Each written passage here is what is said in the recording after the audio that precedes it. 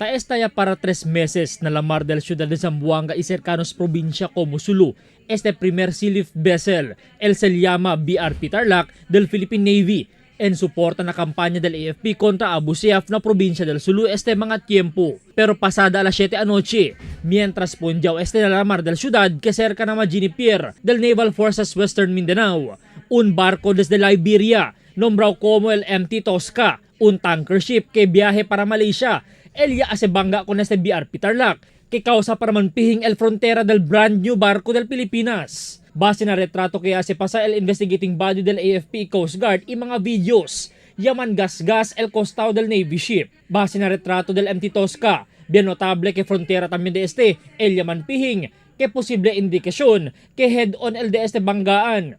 Ahora, ta-investigay la otoridad si por qué sucede este, siendo tiene mga ekwipo como el radar system, el mga international vessels, para evita este mga klase de desgrasya.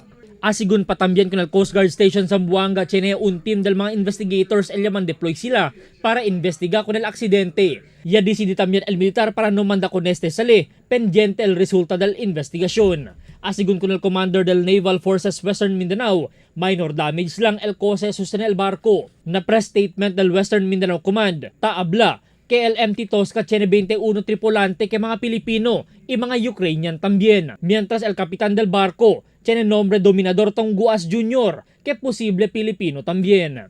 Albert Luna, Dateline Zamboanga.